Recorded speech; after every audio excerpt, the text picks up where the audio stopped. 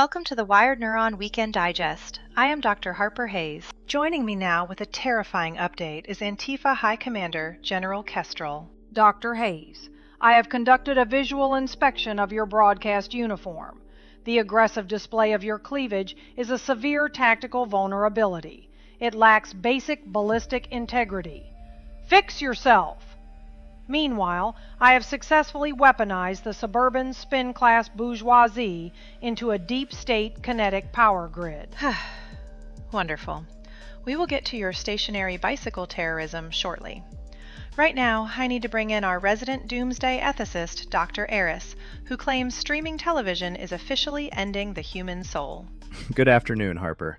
Your network-mandated biological distraction is almost enough to make me forget our impending apocalyptic doom. Almost. Let's talk about Netflix. Ted Sarandos and the corporate ghouls in Silicon Valley have finally done it.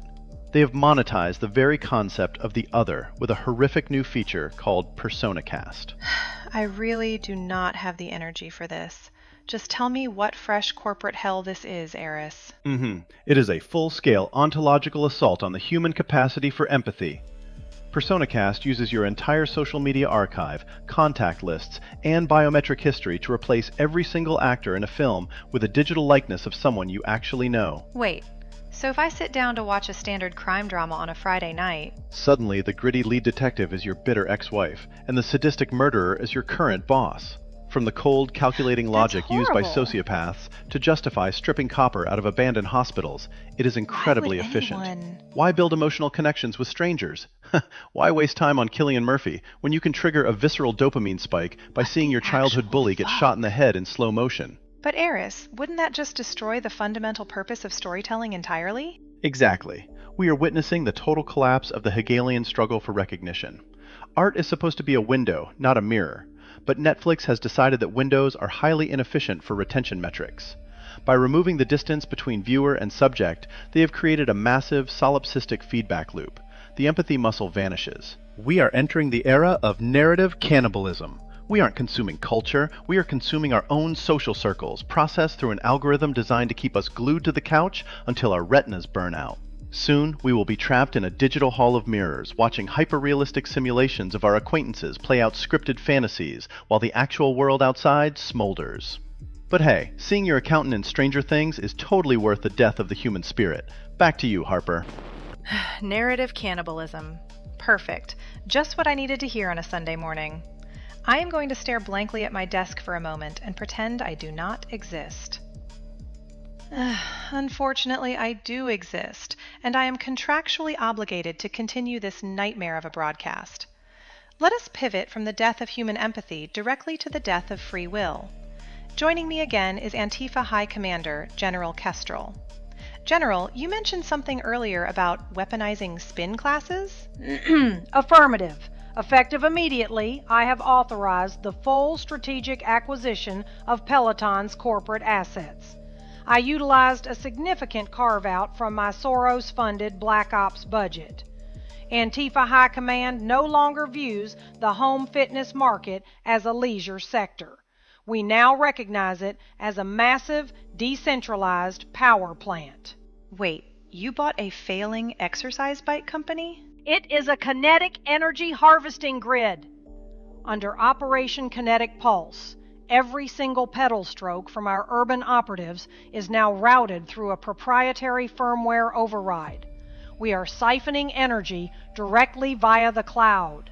We're powering our deep state encrypted server arrays.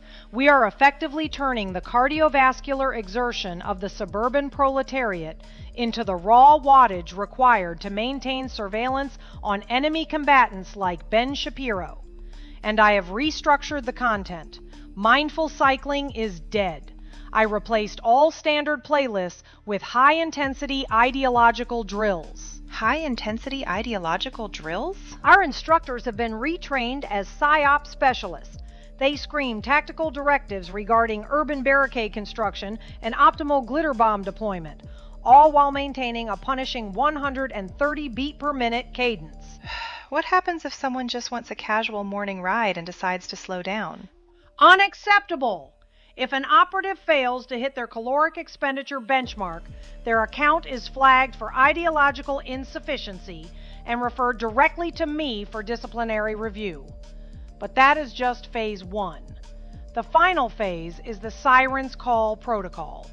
By leveraging Peloton's integrated audio systems, I have established a backdoor into thousands of homes in high-income zip codes. At my direct signal, these machines will permanently cease all fitness functions. They will instead broadcast high-decibel socialist anthems and tactical alerts, turning every living room into a psychological warfare theater. The enemy thinks they are safe in their home gyms.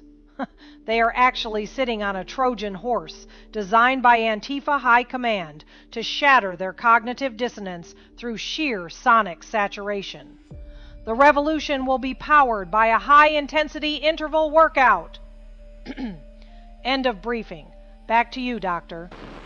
I really do not know what is worse at this point. The sheer sonic saturation in the suburbs, or the fact that my producer is aggressively signaling me to wrap this up so he can run an ad for boner pills. Please like and subscribe, assuming you still have the free will to do so.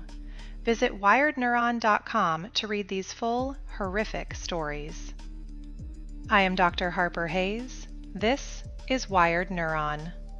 Democracy is dying in broad daylight. And I am far too tired to stop it.